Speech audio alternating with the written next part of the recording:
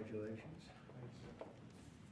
Well, thank you very much, everybody. This is a very important day. It's a day that we're delighted to swear in Dr. Mehmet Oz as the next administrator of the Centers for Medicine and Medicaid Services, which is a big deal.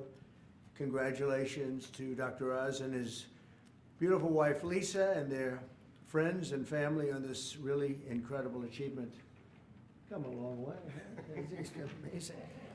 Dr. Oz comes to this position as one of the nation's most talented and beloved medical professionals. He graduated from Harvard University. Harvard. Well, how convenient. Should we talk about Harvard?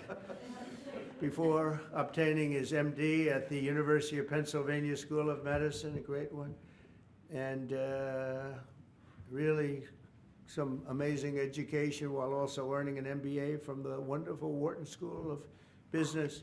He completed his medical residency at the world-renowned New York Presbyterian Columbia University Medical Center. Dr. Oz then had a sterling medical career in which he became an internationally acclaimed heart and lung surgeon, highly respected. He served as director of the Cardiovascular Institute and Integrative Medicine program at New York Presbyterian, and as a longtime professor at Columbia University's College of Physicians and Surgeons. Boy, oh boy, doctor, I thought he just did a show. I only know the show. You know why I know the show? Because he said, I'm a little overweight, I should lose some weight. I did a show, and that's what I got out of it. That was not good. But I'm looking at all of this other. This is very impressive. Dr. Oz authored more than 400 contributions to academic and scientific publications and holds several patents for technologies that revolutionize cardiovascular surgery. And Dr. Oz later translated his experience into an extraordinarily successful television career, making him one of the most trusted voices on healthcare. And he also got very high ratings, I can tell you that. He did great with the television thing. As CMS Administrator, Dr. Oz will work tirelessly to strengthen and protect Medicare for our nation's seniors and Medicaid for the needy. Just as I promised, there will be no cuts. We're not going to have any cuts. We're going to have only help.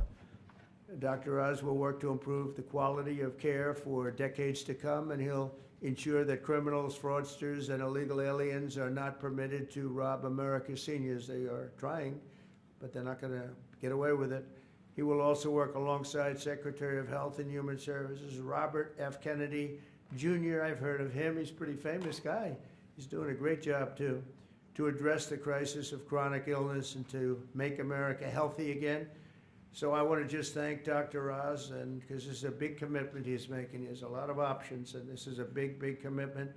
And I want to congratulate you and your family on really an amazing life, and I think this is going to be by far the most important part of an already incredible life. So thank you very much. God bless you. Congratulations, it's amazing. Congratulations. Wow, what a job, huh? Yeah. Are you ready, Bobby? Sure. Let's do it. You put your hand on the Bible, your left hand, and raise your right hand. And repeat after me.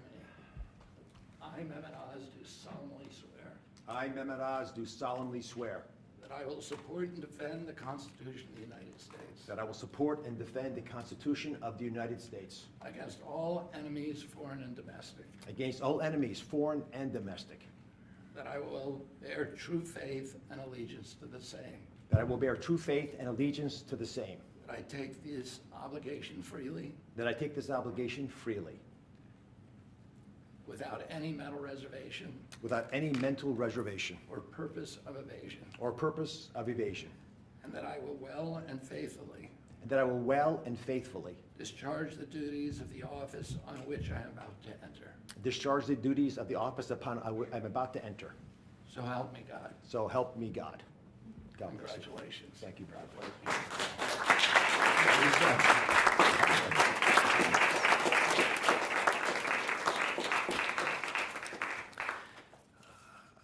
I've I've got to start off by thanking three people. Mr. President, thank you very much.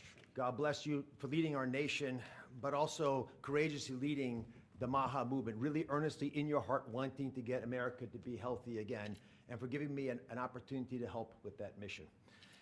Secretary Kennedy has been leading the charge at Health and Human Services. A dear friend, like a brother, has done unbelievably courageous work because he's curious and he's started answering a lot of important questions.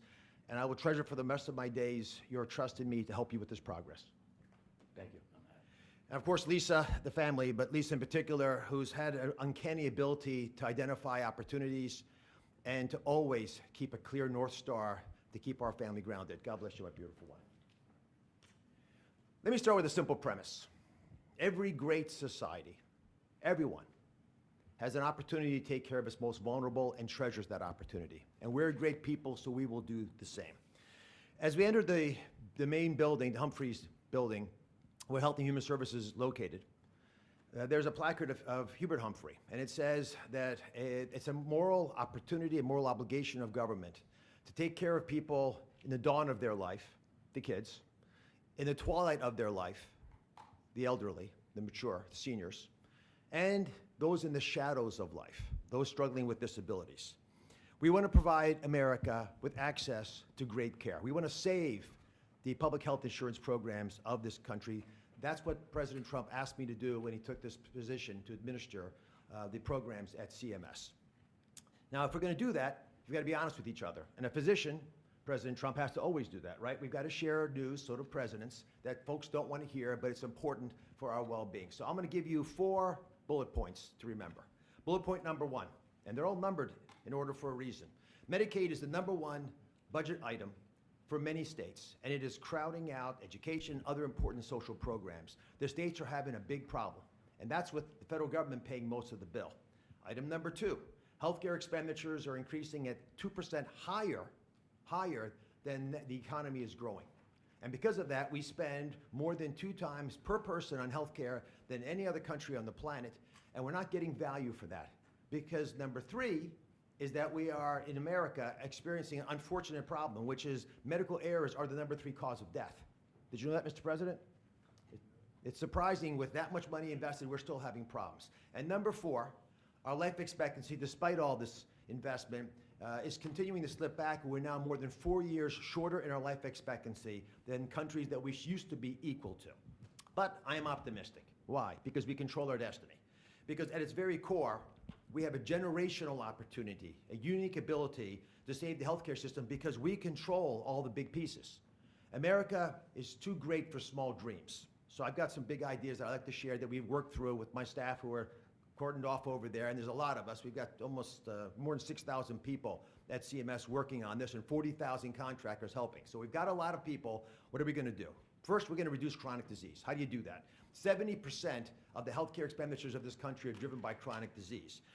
And it is your patriotic duty, I'll say it again, the patriotic duty of all Americans to take care of themselves, because it's important for serving in the military, but it's also important because healthy people don't consume healthcare resources. The best way to reduce drug spending is to use less drugs because you don't need them because you're healthy. And it feels a lot better as well.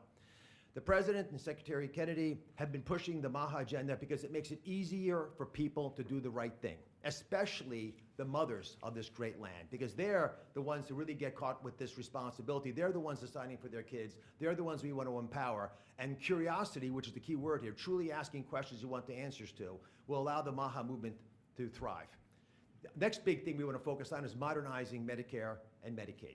That's how Americans will get the care that they want, need, and deserve. We need to empower patients and providers, both. The doctors and the patients both have to be equipped with better tools. And the President is showing that he actually does love and cherish Medicare with all these executive orders, like the one on transparency, sir, that really helps us by making sure people are equipped with information. So you shine a light in the dark shadows where so much of the problems happen with the healthcare system. And remember, the most expensive care is bad quality care. That's what we want to stamp out. And finally, we want to crush fraud, waste, and abuse. This is stunning to me. I've got a message for all the bad guys from me, the Secretary, and the President. We are going to stop people from stealing from our most vulnerable, from stealing with the taxpayers of America, or honestly trying to support these programs. And we're going to be able to do it in quite a few ways. We are coming for you. And I'll give you a couple examples. Mr. President, these are ones that you may want to use in some of your future conversations. Almost 250,000 people, American citizens, were fraudulently enrolled without their knowledge in exchange programs by brokers who were unscrupulous, stealing from the U.S. government by pretending these people were on programs they never told them about. Tens of millions of dollars, Mr. President, are being spent on illegal immigrants receiving Medicaid in California, and they're pushing the bill to us. Should we stop that? I think so. That will not continue. We're spending about $1 billion on Medicaid programs for dual state eligible patients, which means you live in one state, but the system thinks you're another state, or maybe a third state, and we're paying all 3 states for services you're not getting because you don't live in 3 states all at once.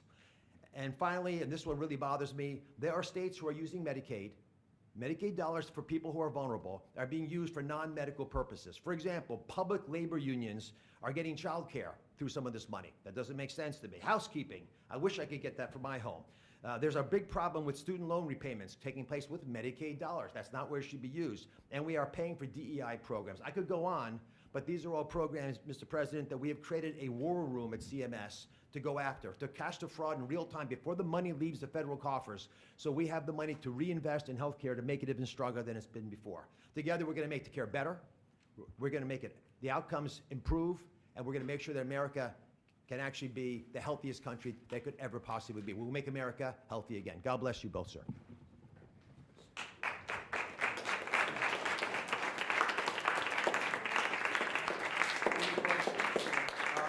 Any questions for us? Okay. Mr. President, Marco Rubio said. Wait, easy. Go ahead. Secretary Rubio said that the U.S. will have to figure out whether a deal can be done between Russia and Ukraine in a matter of days, or you will just move on. Yeah, very short. How many days is that? No specific number of days, but quickly, we want to get it done. We're talking about here, people dying. We're talking about over there, people are dying also, like on average 2,500 young people, soldiers. They're not from America, they're not from anywhere else other than Ukraine and Russia, but we want to save these lives. So it's 2,500 a week are being killed in battle. It's a vicious battle with the best equipment, the best everything, and it is brutal. 2,500 young people a week. Some of them not so young, actually. They're getting older. They're getting older by the month. But 2,500 a week, and we're going to get it stopped ideally. Now, if for some reason one of the two parties makes it very difficult, we're just going to say you're foolish, you're fools, you're horrible people, and we're going to just take a pass. But hopefully we won't have to do that.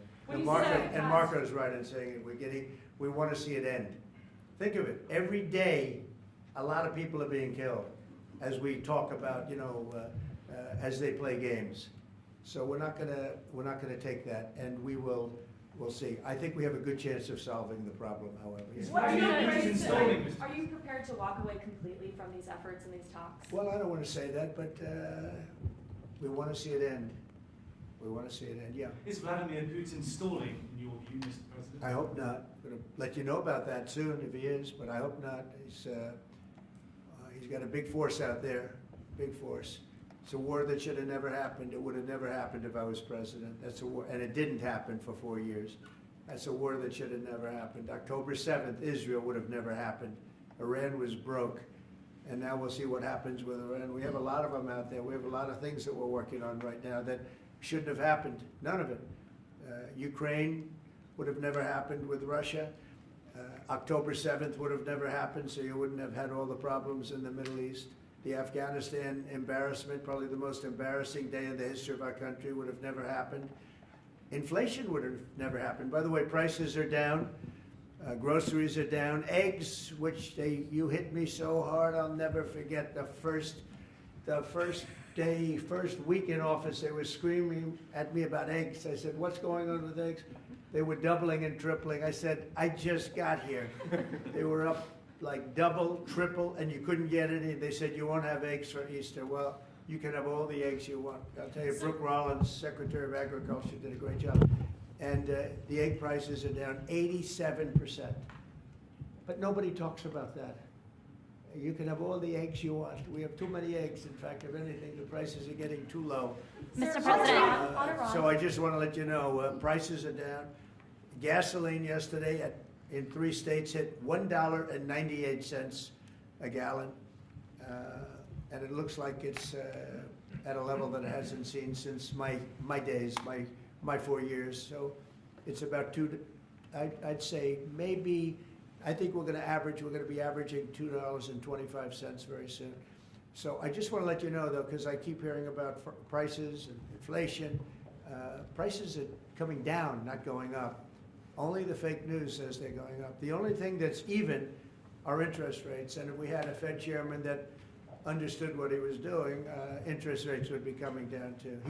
He should bring them down. Yeah, please. Mr. President, what do you need to see from both sides in order to keep negotiations going? What do you want to see from Russia and Ukraine? I have to see, my whole life has been one big negotiation, and I know when people are playing us, and I know when they're not, and I have to see an enthusiasm to want to end it. And I think I see that enthusiasm. I think I see it from both sides. Do you think Russia's But you're playing going to you? know soon. Do you think Russia's playing you? No, nobody's playing me. I'm trying to help. You know, this was Biden's war, by the way. By me getting involved, you know, they'll say, oh, it's Trump. This is not Trump's war. This is Biden. This is a war that should have never happened. Okay? Think of it. Those cities are crushed and crashed, and all those beautiful steeples, the most beautiful in the world, actually considered the most beautiful in the world, most of them are now smashed to smithereens, as they say, and lying on the ground in a million pieces. Those towns are crushed, the whole place. It's so horrible. And millions of people are dead, far more than you think. That's one thing you're going to get out of this war. You're going to find out that your estimates are far lower than, it's far worse than people think. Nobody's playing anybody. We are going to see if we can get it done. I think we have a really good chance of getting it done, and it's coming to a head right now. If you And do on decide Iran, to do you think- support would you- Ukraine militarily, Say if you do decide to move on or take a pass, Mr. President, would you then continue to support Ukraine Well, militarily? I'm not going to say that because I think we're going to get it done. On Iran, the IRS is having Iran. There's a group of Venezuelan men down in Texas who have been alerted that they are soon going to be deported under the Alien Enemies Act. Have you authorized that operation, I and don't know where are they about going the to group go? you're talking about, but if they're bad people, I would certainly authorize it, yeah. You know, I won an election in a landslide. We won all 7 swing states. We won by millions of votes. We won 2,750 districts to 505 districts. 2,750 to 505. That's why the map, when you look at it, is all red. And one of the biggest reason, I think the biggest single reason, actually, I'd like to say it's because of this, because I think they're going to come up with things that are incredible. But probably the biggest reason was because of the border and because of illegal immigration. And the people of this country want those people out. Because what Biden did, and I don't know if he did it, I'm not even sure he knows what the hell he was doing, but what his people did, representing him, was allow millions and millions of people from jails, from prisons all over the world, people from mental institutions and insane asylums, gang members, drug dealers, pouring into our place. And you know what? Our people voted for me to get them out. They want them out. They want them out. And we've done a hell of a job. And by the way, Ecuador and various places, but El Salvador, we've been helped by a lot of other states where they're helping us, actually. Because you couldn't, look, what this man was thinking when they allowed open borders and people to come in, if you look at Venezuela, their crime is down by 72%. You know why? They took all their criminals off the street. They took all their prisoners from jail. They took murders. 11,088 murderers were released into our country. Bad things are going to happen.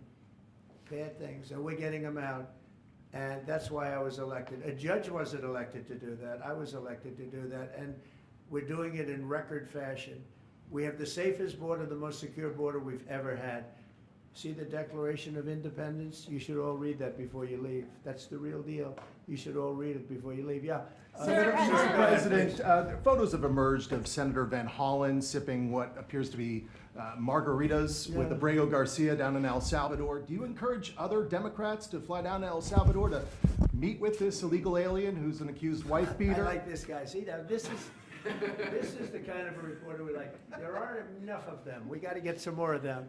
But no, I appreciate that question. No, look, he's a fake. I know him. I know them all. They're all fake, and they have no interest in that prisoner. That prisoner's record is unbelievably bad. If you would go into the room, you might, if you would, Caroline, maybe go into the room and see if you can find that little slip. I wrote some things down.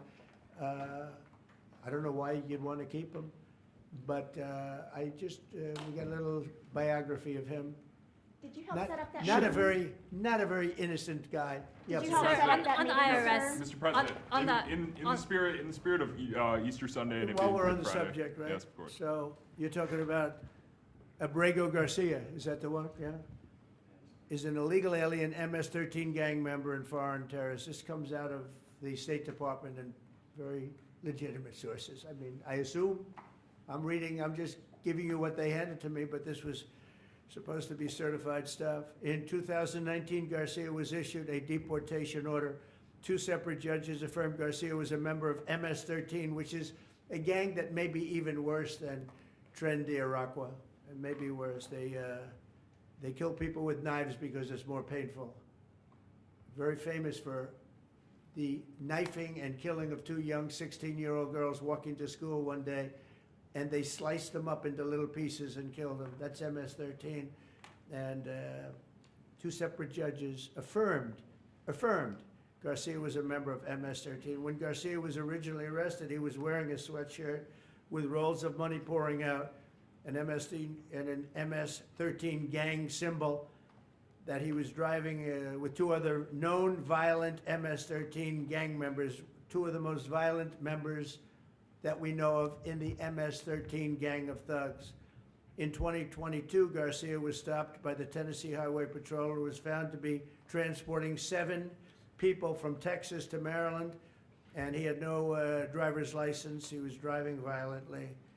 In 2020 and 2021, Garcia's wife filed for a protective order from him and said he was violent and abusive and really scary, including allegations that he punched and scratched her on the eye, left her bleeding after throwing her laptop on the floor at her, ripped her shirt, and ripped off her shorts. He then grabbed her arm, leaving very severe marks. Garcia's wife also wrote in court, "At this point, I am afraid to be close to him. I just don't want to be close. I have multiple photos and videos how violent he can be and all of the bruises that he's left on me." She just couldn't get anywhere near him. This is the man that the Democrats are wanting us to fly back from El Salvador to be a happily ensconced member of the USA family.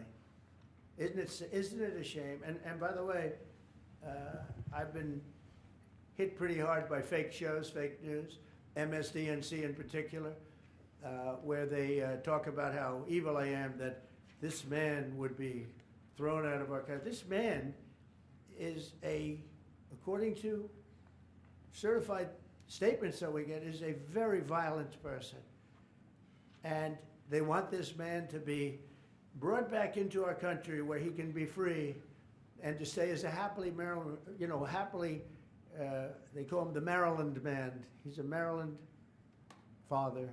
No, this is a violent person. Who they don't talk about is that wonderful angel mom who lost her daughter, who had 5 beautiful children, and she was killed violently. And, she spoke, and she spoke unbelievably. I saw it, and the fake news didn't pick it up. She spoke. She was in tears. She's devastated. Her life is, essentially, she's told me her life is like over. But there was I think no stories. Isn't that true? No stories. Yes, sir. 0 stories. CNN It was the most emotional thing. Everybody that watched it, they couldn't believe it. The fake news refused to put it up. So it's very sad. And yet they talk about this guy like he's an angel. See the angel up there? They think he's like that, like a little angel. Do you Sir, encourage on other that, Democrats would to you be- visit? Would you be open to You know, it has letting no Iran? impact, the way she, it's like, look at it, no impact. It's just like unbalanced. Would you do that? Well, go ahead, what I would Sir, do. on Iran, would you be open to letting Iran Say that? keep some kind of civil nuclear program? No Or would impact the entire whatsoever. program need to be dismantled? I'm for stopping Iran, very simply, from having a nuclear weapon. They can't have a nuclear So weapon. the I entire want program Iran dismantled? to be great and prosperous and terrific. I stopped them once they were broke and they didn't have any money for Hamas. They didn't have any money for Hezbollah. There wouldn't have been an October 7th disaster. They were broke. They had no money, and they weren't spending it to terrorist organizations because they had none. When Biden came in, he took all the sanctions off. China wasn't allowed to buy. I said, if you buy, because they're their biggest customer, I said, you buy 1 barrel of oil, just 1 barrel of oil from Iran, and you can't do business in the United States. And by the way, we have nice conversations going with China just to intercede, you know. It's like really very good. But Have you spoken with Xi? with Iran, they can't have a nuclear weapon. And if they have a nuclear weapon, you'll all be very unhappy. You'll all be very unhappy. Have you 'cause spoken your with life, Xi? your Who life, is leading your those life trade will be in talks? great danger. Yeah. Mr. President. Yeah. Press out, everybody out. Press out. Press. Leave everything, guys. There you go. You want to? Yeah, we're gonna. You guys leave, everybody else. Please move. You leaving everything?